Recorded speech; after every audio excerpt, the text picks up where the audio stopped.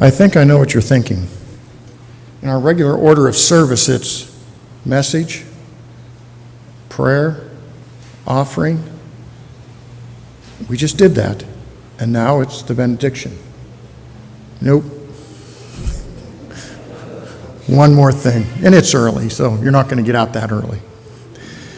You know, it was a few Saturdays when there was a group of us were standing in the patio area here at the Table of Grace. We were having our picture taken because it was the bedroom makeover, and it kind of hit me. 20 plus individuals. We were standing there, and we were getting ready to make a bedroom for a little girl that didn't have a proper bed or proper bed furnishings. Basic furniture that would afford her a good, restful night's sleep, a place where she would perhaps do homework at a new desk, or a place where perhaps she could lounge in a comfortable chair and read a story from one of the books that we were going to give her. This ministry has the potential to create an atmosphere of caring that may bring comfort to that little girl now, and more importantly, maybe even later in life when she's going through a very tough time. She might remember that someone cared. She just may realize that God cares for her. So now you're going to ask, what hit me? Well, I remember several years ago sitting in that same patio, not 20 feet away from where I was having my picture taking. And I was sitting there in the 213 study with another group of people, talking about how we were going to do ministry, how to do ministry. And it hit me on this morning, we were no longer talking about ministry. We were doing ministry. What a transformation when you learn in using your words and convert from talking to doing. In the Skit Guys script this morning, modified by Phyllis and Brenda, Nate did a great job playing the husband. He was talking about wanting to do something really big. He's going to carve this whole thing in his bushes. And then he was going to take cement, if I understand it right, and you were going to take and make a saying to put on the door and paint the mural and all that kind of stuff. Barb, playing the nonchalant wife, she was kind of ambivalent to all of his grandiose ideas, because she'd probably heard him talk about that many times before. I think she rightfully would have been shocked if he actually did it. She casually makes the suggestion that maybe he could start by simply going over and talking to a neighbor to repair the mower, meet him where he was at, one-on-one, and make a connection. The important part isn't being to repair the mower. The important part was to friend him and comfort him as a neighbor because he'd lost his wife. Brenda's message to us this morning reminds us of the importance and the power of simple words and how we communicate with each other, even at a very, very early age. How using words to read a simple story, how you can read to a child, the huge impact it can have on a children's learning development. And she reminded us maybe the most important thing, that we have 5 senses, but that the word and the spoken word is a gift from God. Mary Alice, she started her message with Scripture. In the beginning was the Word, and the Word was God, and the Word was God. And the Word became flesh and dwelt among us, and we beheld His glory. God put His words into action by sending us Jesus Christ. So what are we taking away from all these messages this morning when we're talking about words? What's important? As it says on the screen, we have to take and put our words into action. Having a meeting to talk about ministry for kids doesn't mean anything unless we put our words into action and go out and actually meet the children, make the connection, do the bedroom. Planning to talk about doing something big for the Lord doesn't accomplish anything until you take that first step, reach out, and meet people where they are and actually share the love of Christ. Words are important. They can have the power to lift up, to heal, to enlighten, and to transform. But we need to walk the talk. That's a very common expression, but it's so important.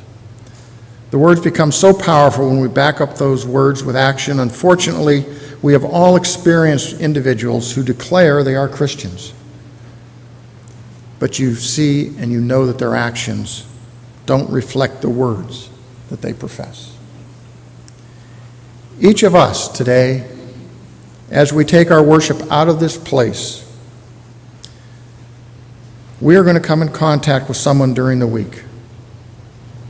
We need, in all of our words and of all of our actions, to be like Jesus. Just remember, most everything that is big started small. What usually has in common when something is small and starts to grow and becomes huge is because it met someone's needs. I believe that God placed a young man with an addiction problem in this place, in this sanctuary, 2-3 weeks ago, at a time when Nate and Mike were here to help and witness to him. That's a good example of where they put their words into an action to encourage him to get the help that he needed. They certainly didn't plan to do that. They didn't come to church that Sunday planning to do that. But they were open and they were ready and they recognized the need. They acted on God's call.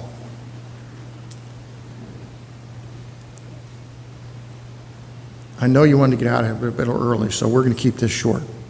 We're going to end with a song and so forth, but first there's going to be a video. It's on Messenger and it's going to be on the screen. And it was taken in a phone format, so it's a little crunched together. But I think it really summarizes what we need to do. I think if we had none of the rest of the service today, and you could only watch or hear one thing, this video really kind of sums it up. So listen to it.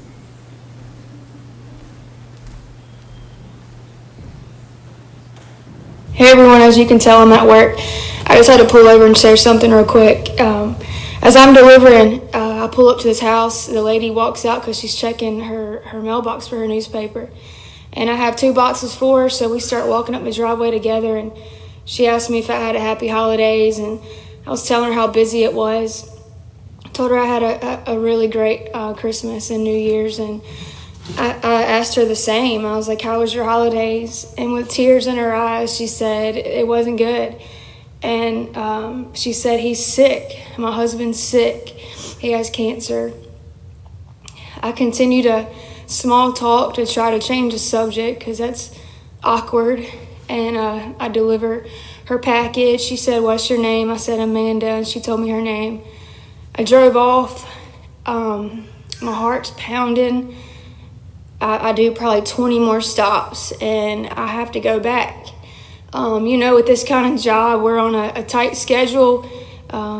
Quicker you do it, the better. Quicker you get home. I stopped what I was doing. I went back to that neighborhood and rang her doorbell and asked her. She came down the stairs and she had tears in her eyes. When she saw it was me, she smiled. And I said, ma'am, can I pray with you? And she just broke down. She came out on the front porch and squeezed me so tight. This lady I've never met. She held my hand so tight, and I prayed for her and her family and for her husband. And the point of this is a lot of people want the Lord to use them. And for me, as an example, I pray every day for the Lord to use me. But when he's trying to use you, or when you feel that call and that tug on your heartstrings, do you move your feet? Do you move? Because I easily could have just went, I have 100 stops. I easily could have just went about the rest of my day thinking about it. So when you feel those tugs on your heartstrings and you feel like you need to do this, stop and do it. You know what I mean? Oh man. That was like the most genuine hug I've received in a long time. And I just want to share that with you guys. If you're praying for the Lord to help and to use you in people's situations, when he is giving you a chance, do it. If not, you're gonna continue to think about it and regret it. So be sure you know what you're praying for when you're praying. I don't know, it made me sad, but yet it made my day. This lady was just so alone. But anyway, you guys have a good day. Oh, that's how she says hot dog. A lot of people are like, oh no, he introduced the wrong guy.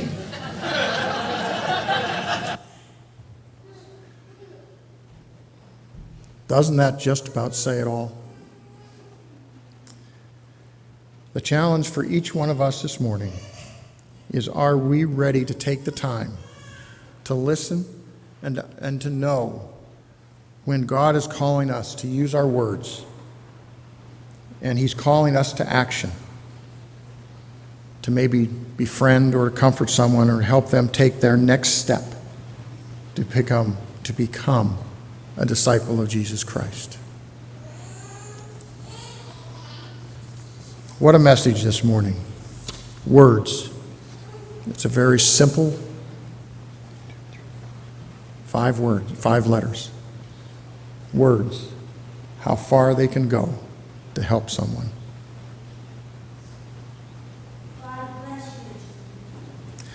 So as we begin to end the service today, let's stand and sing a covenant prayer.